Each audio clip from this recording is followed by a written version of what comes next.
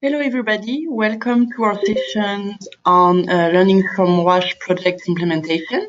I am Emily San Martin. I work for CAWST, the Center for Affordable Water and Sanitation Technologies. And as you probably know, this week we've invited a few WASH implementers from all around the planet to present on a topic they had some experience with. So before we start and with our first session, so first I want to let you know this session was presented as having 3 presenters. Unfortunately, only Deborah will be able to present today. The 2 other facilitators had connections problem and we could not do the run we needed to do. So what we're planning to do is today is going to be Deborah's presentation on overcoming the gender barrier in Ecuador. And for the 2 other sessions, I will connect with the presenters. We will record the sessions and you will receive the link to those presentations. A little bit of logistic. As you've probably noticed, all the participants are muted. The reason we mute you is because it gets very overwhelming to have people ask questions and want to participate during those presentations. So if you have any questions during or after Deborah's presentation, we ask you that you use the chat box at the bottom of your window and ask any questions at any time in that box. I will be asking the questions on your behalf at the end of Deborah's presentation. This presentation is also recorded and you will receive a link to the recording. And finally, this presentation isn't done by CAWST, so CAWST isn't responsible for the content of the presentation. I just had to mention that. So I am going to unmute Deborah, and both her and I will share our webcams just for a short moment, just to say hi.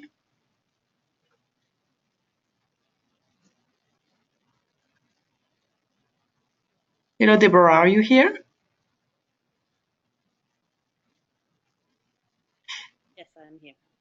Oh, we can hear you, yes. Hi. Hi. Hello. Good morning. Hi, everybody. Good morning. Good morning. So I'm just going to make you a presenter now so you can share your screen. And you're welcome to stop your webcam as well.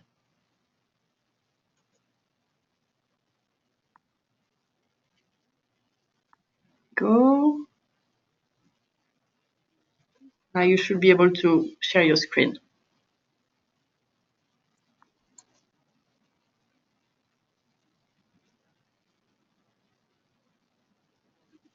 Yes, we can see your screen now. Okay, excellent. And I'm going to mute myself just for the time of your presentation, and I'll be asking you questions at the end. All right. Well, good morning. It's really wonderful to be able to be with all of you. I think we are many places all around the world, and so when we have the opportunity to share stories from the work that we're doing in the field, I think it can be very valuable. Actually, I have put myself at the end. Let's start at the beginning of the presentation. So I work for an organization called MedWater, and we are based primarily in Ecuador.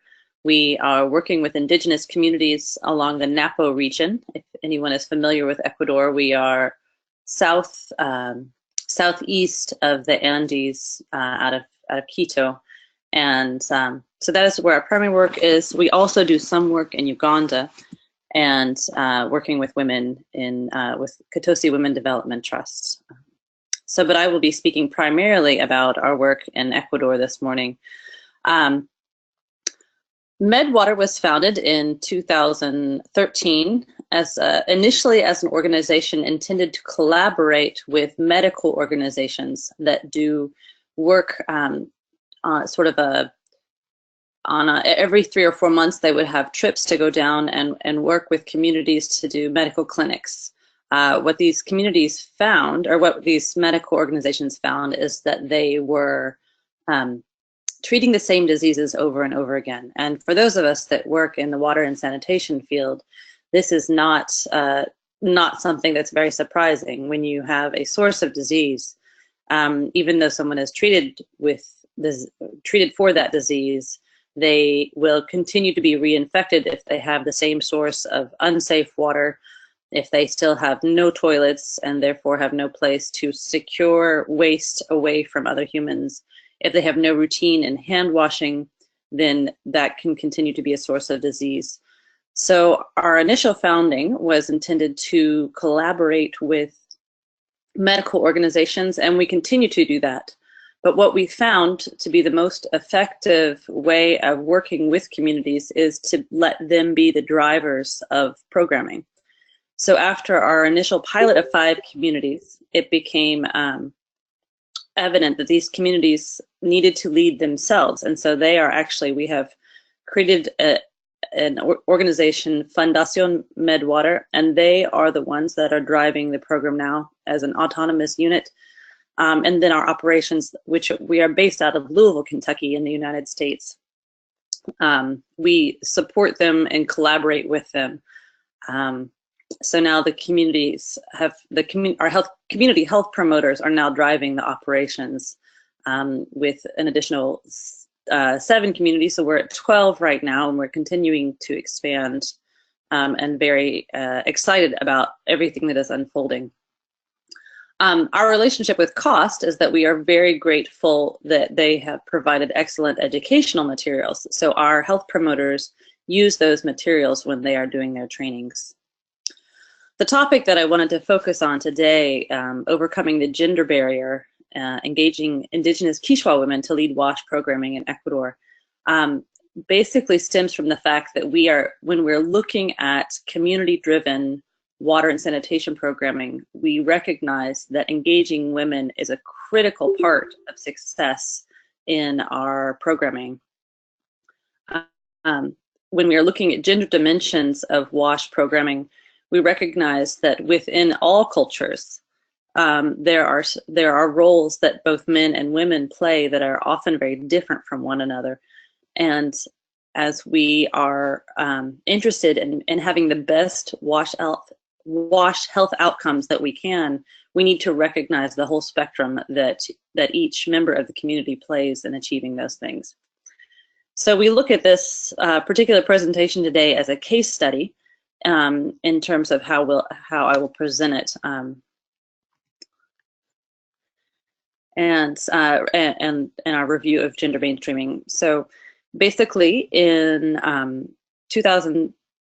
between 2014 and 2016, we had a pilot of 5 communities. And during that time, we set up policies to ensure that women were engaged. So basically, we wanted to have a practice of both men and women being on water council teams. So within each community, there is a water council that's set up. There is a community health promoter that is identified, and there's a president of a water council that is established. And we wanted to ensure that there had to be women on each of these teams. And we also sought to make sure there were women as community health promoters in these communities. So those were our 2 sort of institutional policies that we are trying to explore. And ultimately, we recognize that it's a good thing to do for any organization, is to make sure you have institutional policies in terms of trying to promote gender mainstreaming. So with that, we looked at various, we observed various relationships between WASH and the engagement of women. And we also looked at if women stayed in their positions, if they stayed engaged as they were doing their WASH programming. Oftentimes, as we know, with any situation, people will step up to be nominated to be leaders of a particular operation, and then for whatever reason, maybe it's commitments at home, or maybe there's a transition in obligations in other areas. So oftentimes people may step down. So we were trying to see if if once women were engaged, if they would stay engaged. And then we also wanted to see what impact that had on health outcomes. What we observed, we found to be very valuable. Within the 5 pilot communities, all the communities maintained a minimum of 1/3 female leadership, and all of the community health promoters that had opted to lead remained in their positions. We found this to be rather, this is rather successful, I would say. This is maybe not what you might find in every situation, but within these particular communities, the Kichwa communities, these women were able to stay engaged. One of the things that I think is important to recognize, we had a conversation about gender with our community health promoters a couple months ago, and found that we had not realized the extent at which engaging women was so important and unusual, and that generally women do not do anything outside the home in some of these very rural communities. They are not expected to be leaders. They are not expected to manage any kind of programming. Their primary roles are as nurturers and providing food for the family, providing a clean, safe home, but they are not expected to lead outside the home. So one of our community health promoters was questioned about her leadership role, and because she had the support of an organization of MedWater, she felt empowered to step up and do her work. This is a family that we work with. This is Dona Antonia is in the red with her granddaughter sitting in her lap, and she is a midwife in the area. She has a very full and busy household. She has about 17 that live in her home, and these are her children and grandchildren here in the picture. One thing we found was that engaging women, because of their roles of caretaking, that became an important role that helped motivate women to be leaders, motivate women to be promoters of WASH. The granddaughter who is sitting in the middle, who is looking unwell, actually, she's sitting on a little blanket, has a bad infection of worms. And so because Dona Antonia was a caretaker, she recognized that her granddaughter had a worm infection, and that became a motivator for her to want to construct toilets around the home. So Dona Antonia, with support from the organization, helped lead the construction of 4 toilets, 4 dry latrines in her community. And there are plans for others, but this was the beginning. In many of these communities, there have been no toilets constructed. And so the typical practice was to do open defecation down by the river or wherever there was a space that was considered safe. So there was no place for anyone to go to the bathroom. In terms of hygiene and sanitation education, we have a health promoter, Carmen Boy, and Carmen is also part of a big family. She became an educator, and in her role she was unusual in the fact that she did not find it, did not want her role as a woman, her standard role as a woman to get in the way. And so when she was afforded the opportunity to lead and speak up, she became a very strong advocate in terms of doing WASH education. So in combination with she and her brother, when they do installations of safe water systems and communities, she is the primary educator that reaches out to communities and teaches them about principles on water and sanitation programming. In this particular picture, she is pointing out all of the challenges in a particular home, and then she has a secondary poster where she talks about the ways that you can improve sanitation in the home.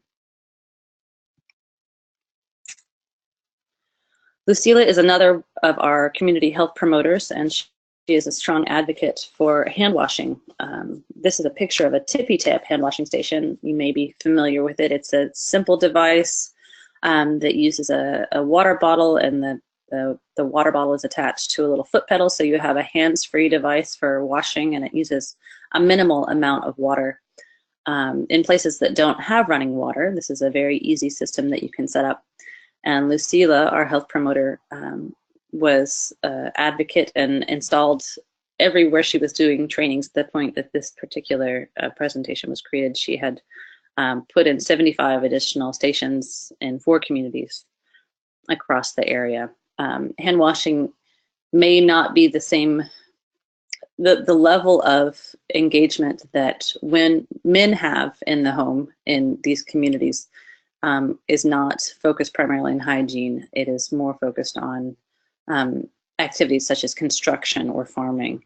So doing activities such as keeping clean and washing and having provision of water often becomes a role of women. So we were encouraged that Lucila was very, such a strong advocate for hand washing in the home. So the conclusions and recommendations we came out with this case study was that it was very important to engage women when we were setting up our operations of doing hygiene, sanitation, and water programming in Indigenous communities. These women knew much more about the operations of the home than their male counterparts, and knew the kinds of triggers, the kinds of conversations to have with women in order to achieve outcomes that would reduce the level of disease in terms of infections with worms, and in terms of infections with diarrhea. And they are now some of our strongest advocates for continuing to do operations to meet the half of the population that does not often get to leave the home in terms of the work that they're doing. Women provide a highly contextualized set to inform WASH activities, and engaging both men and women help achieve the goals of having a solid foundation of water, sanitation, and hygiene programming in communities.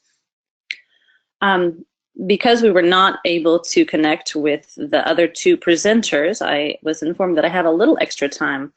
And I also wanted to talk about some of the important things that we do as an organization to help have successful outcomes. In addition to focusing on gender, we also place a very strong emphasis on community building. Our organization is interested not in necessarily in how fast things get done, but in how sustainable the operations are. We are not an organization that goes and sets up a system and leaves. We are one that comes back over and over again to make sure that communities understand the goals of having a safe, healthy community in terms of WASH outcomes, and understand that they are supported. Communities are the leaders in their programming, and so each community is at a different place on the sanitation and hygiene and water ladder. So one community that does not have any toilets is going to be at a very different place than a community that already has some access to water and has some access to toilets. So we meet communities where they are at. But the emphasis that we try to place is that relationship building is the primary goal. We cannot achieve anything until relationships with groups. And we've done that in different ways. Sharing meals together is not a standard public health practice, but it is a very critical way to build relationships. We also have used measures of playing music.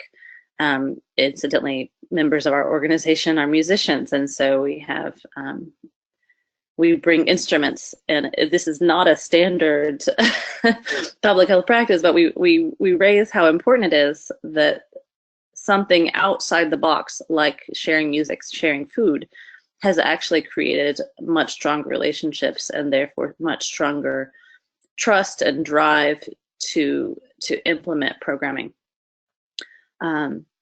We also think it's very critical to spend time in the home, because this is where this is where relationships happen for women.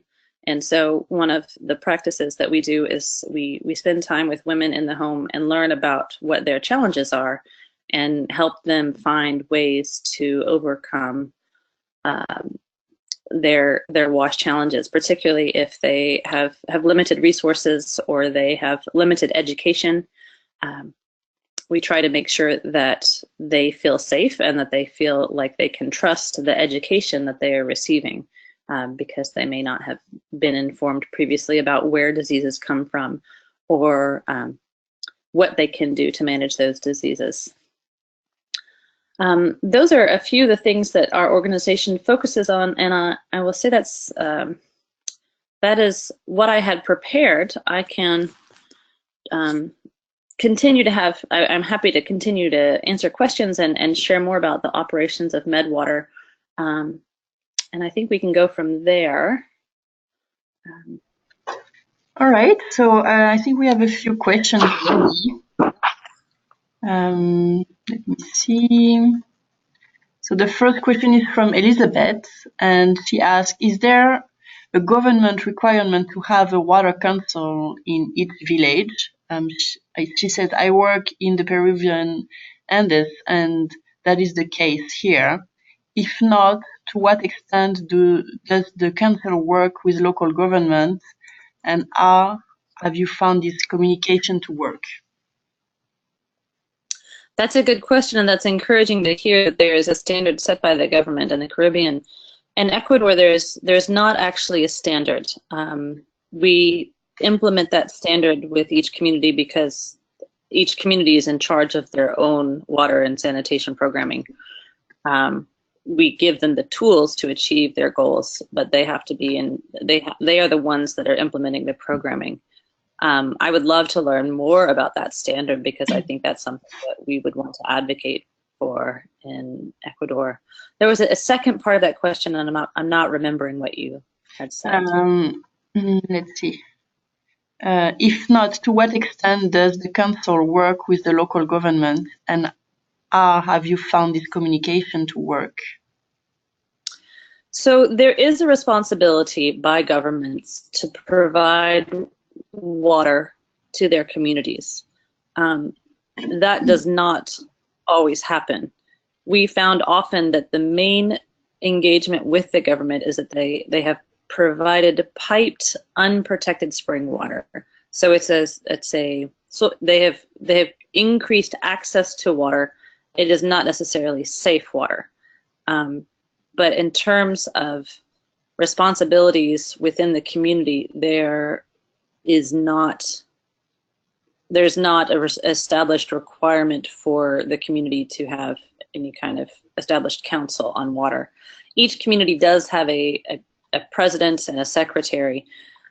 There is essentially a small town council that manages the needs of the community, but not specific needs around infrastructure. So I think that might be the first place where there could be an intervention. During one of our presentations, we had a guest visitor from essentially the Department of Health. It was a medical doctor, and she recognized that they have, within their positions, they are commissioned to provide safe water and sanitation for all of the communities in their districts. However, the funding is so limited and the capacity is so limited that they recognize the importance of collaborating with operations like MedWater. And so we're looking at ways of developing those partnerships between the government and between this nonprofit organization to help achieve outcomes that they could not do on their own just due to limited capacity. All right, thank you. Another question from Brian. What are the motivators of women inclusion in WASH activities? In most rural Kenya communities where I work, women are reluctant or afraid to aggressively pursue WASH leadership. Those who are bold enough to secure lead in WASH are normally not in those positions over time. What could be the problem? That's an excellent question. And I think when we start having conversations around gender we have to first look at what are the barriers in communication, what are the challenges around power structures. So if women are told that they are not leaders, if women are told that they do not have input, if women are fearful of what might happen if they try to be leaders, then that is a place where the conversation is not necessarily about water. The conversation is about how the community operates and who is in power. One of the activities, and CAWST has a great tool for this, is when you're trying to start talking about gender, it's a little game that basically says who is in charge of what in the home. And it starts to look at who does what activities and what role do they play. It doesn't, basically it does not outline what is right or wrong. It's a starting point in the conversation. And I think once we can start talking about the fact that women often carry the brunt of water-based activities in terms of carrying water, in terms of making water safe, maybe by boiling or by treating water, women often carry a large percent of the responsibilities. However, they carry very little responsibility in decision making and determining who manages water, how that water is delivered, how that water is treated. So having very simple conversations to acknowledge there's a difference between men and women in their leadership roles. There's a difference between men and women in terms of expectations in the home, and then start to recognize that women can be leaders. It's important to recognize how each of us react with the opposite gender, and sometimes we don't realize that what we say or do is having an impact. So I think things like ensuring that we have policies that we want to have a balance of women on our WASH councils. We want to have women as decision makers, and making a policy that women have to be a part of those decisions is a great first step to allow women to have that voice. If we just say there is a mandate, women have to be involved, then we can start talking. But I think it's really important to not just make that policy and say we have to, women have to be on the council. We first have to recognize what role women and men play in communities, and honor that sometimes women feel threatened. I'm just going to share my screen for a quick moment so that I can show where that resource you talk about the gender game is.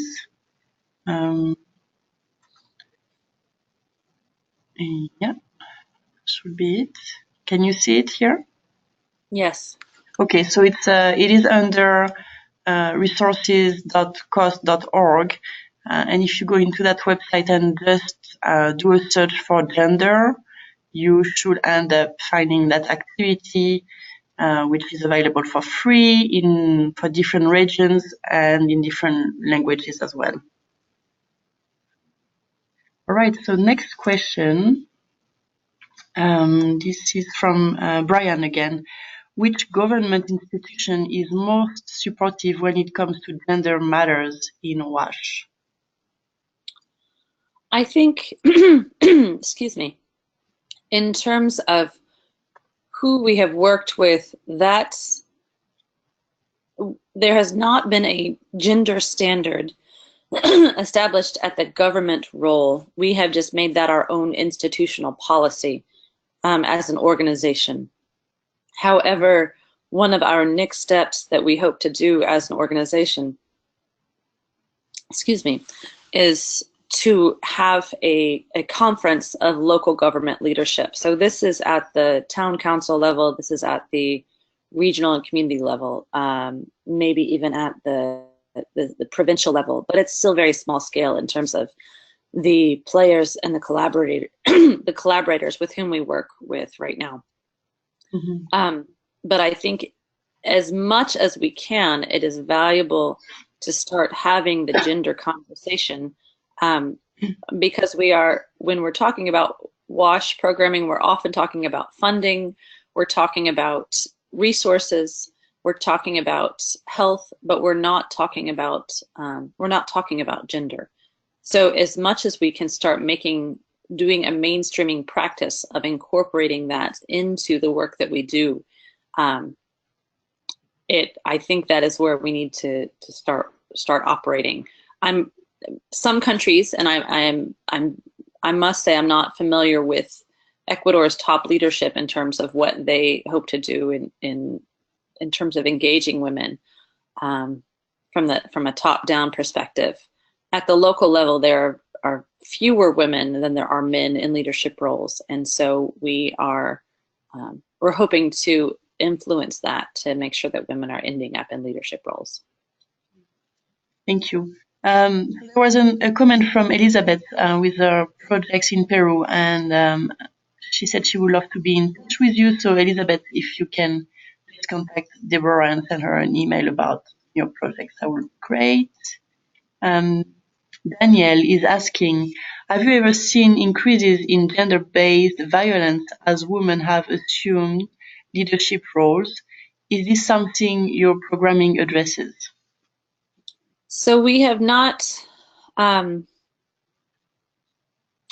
from the interactions that we have had, we have not seen, excuse me, we have not heard of any kind of poor outcomes coming from women being leaders. I will say that within these communities, violence is very common. It is very common in the household for women to experience violence from their husbands or their male partners, almost as a cultural norm. Alcohol seems to be a strong influence on that. One of our health promoters, Carmen, made the comment that she did not want to participate. No, I take that back. She did not want to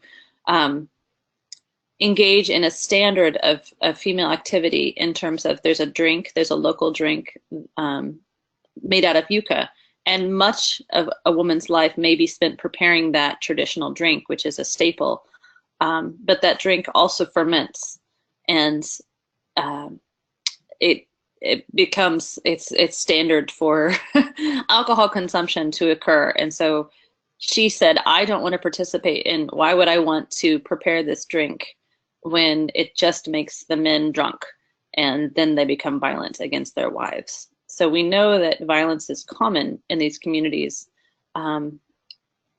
We try to talk about the positive roles that women have, and we certainly don't want anyone to feel threatened, but if and when we come across the point where women are told they should not be leaders, then I think that's an important conversation to have at the community level, and try to have conversations about what we can do to encourage women to be engaged. Right. And something I would like to add with my own experience with gender and WASH is that when we start working with the community, you're not there to impose any of your ideas of what gender should be. It's really the work you do with them, including the men, in the conversation, and see what is the next step that will allow to include women more, that will be acceptable for everybody. So we're not trying to make a revolution in the way people are working, but rather encourage a change from within, from the community themselves, so that it's acceptable and safe for everybody. I don't know if I will say that's one of the primary reasons that we practice community-driven development, is that the community determines the next steps within their programming. Certainly, as I am coming from a Western North American perspective, my cultural perspective is going to be very different from the communities with which I'm working. So basically setting basic parameters and then letting the community work within those parameters, I think, is a critical step. Exactly. So I don't see any other questions. If you have a question, please write it. Oh, actually, one just appeared. But if you have more questions, write them down now so that we can go through them. So another question from Brian is, so Brian says, I work in an organization which also supports orphans and vulnerable children. Household visitations are done by community health volunteers, of which 99% are women. Sadly, only women show up and a handful of men during WASH activities. Could this be a problem to WASH going forward? That's an interesting issue that you raise. I think that just as much as we want to make sure women are participating, we also want to make sure that men are participating. So having a standard of a balance within a WASH community.